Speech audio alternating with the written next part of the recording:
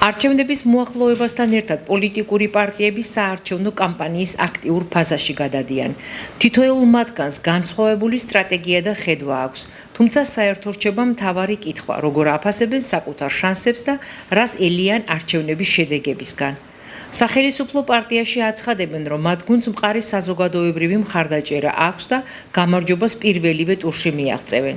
მათი განცხადებით, სტაბილურობა და ეკონომიკური განვითარება ამ მომრჩევლისთვის მთავარი პრიორიტეტია.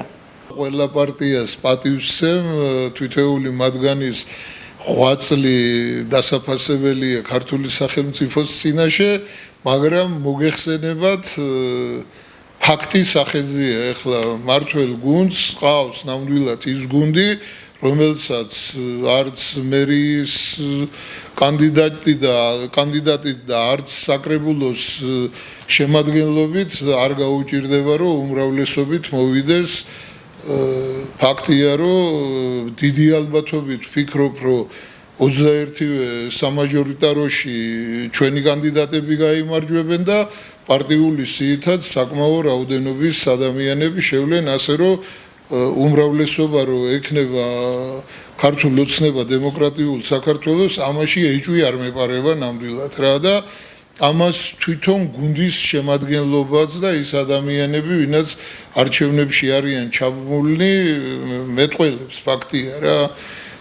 ჩვენი გუნდის წევრებს ეხლა ზუსტად არ მომითვლია, მაგრამ მინიმუმს გეუნებით ალბათ 200-მდე შეხვედრა უკვე აქვს ჩატარებული, მათ შორის საკმაოდ ბევრი შეხვედრის მონაწილე ვიყავი, ვხედავ ადამიანების განწყობას, როგორ ხვდებიან ჩვენი გუნდის წევრებს და აქედან გამომდინარე გესაუბრებით ამაზე რა, რომ უტყუარად იქნება დადგება ეს ფაქტი.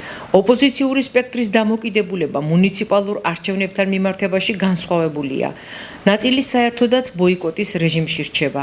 მონაწილე პოლიტიკურ სუბიექტებს კი წარმატების იმედი აქვთ. ამბობენ, რომ მოდიან საარჩევნო პროგრამით, რომელიც თითოეული მოქალაქის საჭიროებაზე გადის და თვითმმართველობას კიდევ უფრო მეტად მოქნილს გახდის. ჩვენი შესაძლებლობები განისაზღვრება ამ მომრჩეველებიდან მიღებული ნდობით. თუ ამ მომრჩეველს უნდა ნამდვილად რომ მოხდეს ცვლილებები, იყოს თვითმმართველობაში ადამიანები, რომლებიც იზრუნებენ მათზე, იქნებიან მოქალაქეზე ორიენტირებული და არა მხოლოდ პარტიული დღის წესრიგის შემქმნელები, აქედან გამომდინარე შესაძლებლობებიც იზრდება. და ჩვენის მხრივ არ ვაკლებთ მცდელობას, რომ მივიტანოთ მოქალაქემდე რა არის სწორი და რა არის არასწორი. არის მოქალაქეების გადასაწყვეტია სრულად, ვის და როგორ ჩააბარებენ ადგილობრივ ხელისუფლებას. ჩვენი გზავნილები ძირითადად უფრო ადგილობრივ არჩევნებს ემყარება, იმიტომ რომ ჩვენ გვინდა იმერეთში იმერლების გადასაწყვეტი იყოს ზესტაფონში ზესტაფონლების, ქუთაისში საჭარლებში. ჩვენი კუთხე საქართველოს მრავალკუთხიანი ქვეყანა არის და ყველას თავისადაც წესი აქვს. ჩვენ ამას ყველას ვაღიარებთ და პატივს ვცემთ. ეს ადგილობრივი არჩევნები მიგვაჩნია, რომ ამისთვის არის, რომ ეს ნამდვილად თვითმმართველობა სწორ ლივერზე დადგეს. დეცენტრალიზაცია. დიახ, არ უნდა მიმართებოდეს ჩემი აზრით ადგილობრივი თვითმმართველობა ზემოთ ცენტრალური არ შეიძლება. ეს არჩევნები ზუსტად მაგისთვის არის, რომ გიჩმა ადამიანებთან მიიტანოს ეს, რომ თვითმმართველობა არის, რომ ჩვენი თავი უნდა ვმართოთ და არა უნდა ვიყოთ ჩამოკიდებული ან თბილისში, ან ბათუმზე, ან ქუთაისში, ან ევროპაზე, ან აზიაზე, ან რუსეთში. გაძლიერდეს თვითმმართველობა, იმიტომ რომ არ შეიძლება მით უმეტეს ეხლა ყველანი მთელი ზესტაფონი სხვა მის წინაშე ვდგავართ ეს ავტობანი რო გადავიდა, ბევრი რესურსები ჩვენ ქალაქს გამოაგდა. ასე როგორც სხვა ქალაქებს და სხვა რაღაც არის მოსაფიქრებელი ისეთი, რომ ჩვენ ქალაქიდან ხალხი არ გავიდეს და პირიქით შეისოს. სხვა მიდგომა არის საჭირო. ვისზე გააკეთებს ამ მომრჩეველის სწორებას და ვინ იქნება მისთვის უფრო სანდო და მისაღები?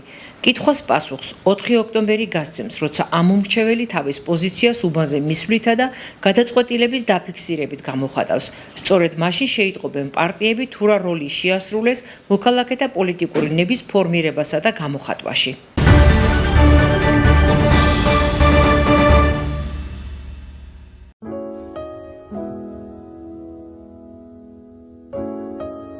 ვარ დარინა შავგულიძე, ცხოვრობ ზესტაფონის რაიონის სოფელ ქვედა საზანოში, ვარ პედაგოგი, ყავს დიდი ოჯახი, მეუღლე და სამი შვილი.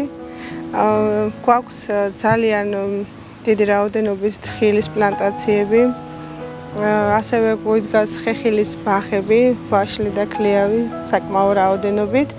ყოველთვის გული მწყდებოდა, როდესაც ვერ ვასწრებდით ამ ხილის დაკრეფას და ხარისხებას და გადავწყვიტე, რომ რამოდენიმე წლის წინ, 2 წლის წინ გამიჩნდა აზრად იდეათ, რომ ამეთვისებინა, როგორც ჩირად გამეკეთებინა. თავიდან დავიწყე მოყვარულის დონეზე ეს ყველაფერი და შემდეგ მივიღე პროექტში მონაწილეობა. გავიმარჯვე ამ პროექტში გრანტის სახით მერგო ფულადი პრიზი, რითაც შევიძინე ჩირის რეჰიდრატორი, ჩირის საშრობი აპარატი და რამოდენიმე კვირა არის, რაც მიღებული მაქვს ეს აპარატი, 2 კვირა გახლავთ, მაგრამ არ ვჩერდები, ფუსფუსებ, მინდა ჩემი ხელსაქმე ვასიამოვნო არა მარტო ოჯახი, არამედ გავიდე სოფელშიდაც, ჩვენს რაიონშიდაც და ნახოთ ვარ დამწყები მე ჩირე ქალბატონის საზანოდან. მიუხედავად იმისა, რომ საზანო ცნობილია ყველის წარმოებით, ვფიქრობ, რომ ჩირებითაც გაუთქვა სახელი და ჩემი პატარა მცირედი წვლილი და როლი შევიტანო ჩემი სოფლის ოჯახის კეთილდღეობასა და განვითარებაში. საწყის ეტაპზე ვეცნობოდი ინტერნეტით. გამიჩნდა სურვილი, რომ მომეძია ინფორმაცია თუ როგორ კეთდებოდა და ხდებოდა ჩირების წარმოება. შემდეგ მიღებული ცოდნით არ დაკმაყოფილდი, ამიტომაც გავიარე ტრენინგები ჩირის მეწარმოების კუთხით და შევისწავლე კიდევ უფრო ბევრი და საინტერესო სხვადასხვა დასახელებები. თუ როგორ ვაწარმოოთ ასევე ჩირის შოკოლადთან ერთად, მაგის კურსებიც გავლილი მაქვს, ვაკეთებ ჩანაწერებს, ყოველდღე ვცდილობ განვითარდე და კიდევ უფრო მეტი ეს ახალი სიახლე გავიგო. ვაწარმოებ ქლიავის ჩირს, საკმაო რაოდენობით. ასევე ვაკეთებ ვაშლის ჩირს, სხლის ჩირს.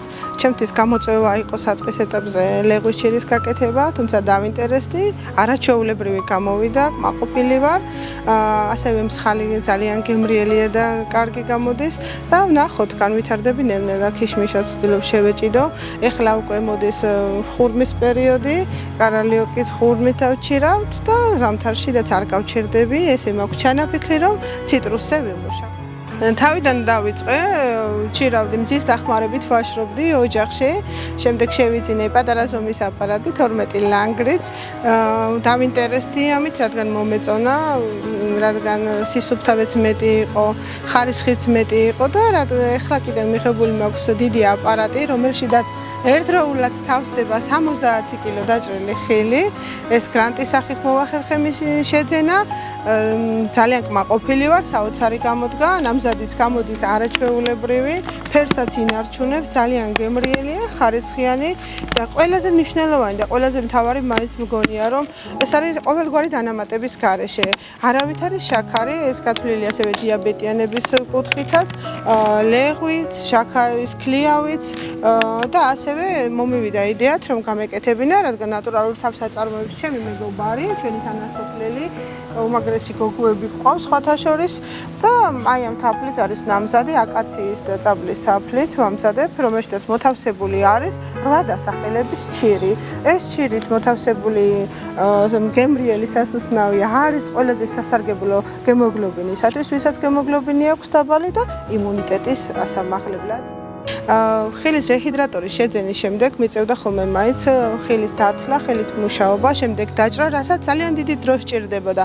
ამიტომ გადავწყვიტე ისევ შემეძინა ხილის საჭრელი სლაისერი ეგრეთ წოდებული, რომელიც წამის უსწრაფესად მიჭრის ჩემს ხილს სასურველ ზომაზე, სასურველ ფორმაზე, სასურველი სისქის და ეს არის ჩემთვის ძალიან მომგებიანი დროის ფაქტორით. ეს დანადგარი მოწყობილობაც მოტანილი გვაქვს ვამუშავებ, როგორც ელექტრონულად, ასევე მექანიკურადაც ხდება მისი მუშაობა და ჩემთვის ეს კიდევ წინ წასული ნაბიჯია. ასევე ვეცდები, რომ ეხლა უმოკლეს დროში შევიძინო ხილის სათლელი, რადგან მიწევს ხილის დათლა და ამასაც დრო მიაქვს და ნახოთ როგორ განვითარდები. მეხმარებიან ჩემი მეგობრები, პირველ რიგში მეხმარებიან ჩემი ოჯახის წევრები, ჩემი შვილები, დედამთილი, მამამთილი, ყველა ჩართული მყავს ამ საქმიანობაში, ჩემი მეუღლეც, ჩემი მეგობრები, ზოგჯერ როცა თავისუფალი დრო აქვს, მოდიან ჩვენთან ოჯახში. შემდეგ ეტაპისთვის ვფიქრობ, რომ უკვე ადგილზევე ოჯახშივე შევისყიდ ხილი, ვაშლი, მსხალი, ქლიავი, ლეღვი, ტყემალი, ასევე ვაკეთებ ტილის კვერებს, ვასხავთ, ასევე ვაკეთებ სხვადასხვა ზომის და სისქის ტყლაპებს, რომლებიც არის ნატურალური ესეთ შაქრის დანამატის გარეშე, ზოგი მჟავე, ზოგი მოტკბოგემოთი და შემდეგ ეტაპზე თუ კი განვითარდებით და ვფიქრობ, რომ აუცილებლად განვითარდები, რადგან დადებული მაქვს პირობა, რომ მე ვიქნები სასანოში ერთ-ერთი წარმატებული ქალბატონი, შევძლებ დავასაქმოთ ჩემი მეგობრები, ვაპირებ ოფიციალურად გავხდები მეწარმე, მცირე მეწარმე. ქალებს პირველ რიგში ჭირდება ჩემო კარგო ნდობა. ნდობა ეს არის ძალიან დიდი ფაქტორი, რომელიც ძალას გაძლევს. ნდობა ოჯახიდან, ნდობა მეუღლიდან, თავდაჯერება გვჭირდება და გვაკლია მანდილოსნებს იმაში, რომ გადავდგათ ნაბიჯები წინ და წინ. ჩვენ ვაკეთებთ ძალიან ბევრ საქმეს ოჯახში, თუმცა ეს არის რუტინული ცევები და ჩვევები. ჩვენ გვჭირდება ხელშეწყობა. ცოტათი ალბათ ვიტყოდი, რომ ეკონომიური თვალსაზრისითაც, რადგან დღეს ყველაფერი ფულთან ასოცირდება. როცა გვექნება ეს საწყისი ნაბიჯებისათვის, თუნდაც მინიმალური რაოდენობის თანხა, დარწმუნებული ვარ, ყველა ქალბატონი შეძლებს აკეთოს ის, რაც მათ სულშია, გულშია და რაზედაც უოცნებია. და მე ვიყო ის პირველი, თუნდაც მე რამდენე არ ვიცი ადამიანი, რომლებიც ვიქნები მათთვის სტიმულის მიმცემი. ჩემი ძირითადი საქმიანობა არის მასწავლებლობა, ახლა ვარ პედაგოგი, ინგლისური ენის მასწავლებელი და ასევე ხელოვნების. თუმცა არ მიშლის ეს საქმიანობა იმაში ხელს, რომ თავისუფალ დროს ვაკეთო, ვაწარმოო ჩირები და გავძლიერდი ამ კუთხით. გავძლიერდი არა მარტო პიროვნულად და მივიღო მეტი ცოდნა, მეტი წინ გადადგმული ნაბიჯები მომავალი ცხოვრებისათვის, არამედ ეკონომიური თვალსაზრისით. საზანდარი ეს არის დაუვიწყარი გემო, დაუვიწყარი ემოცია, რომელიც შექმნილია ძალიან დიდი სიყვარულით ქვედა საზანოში.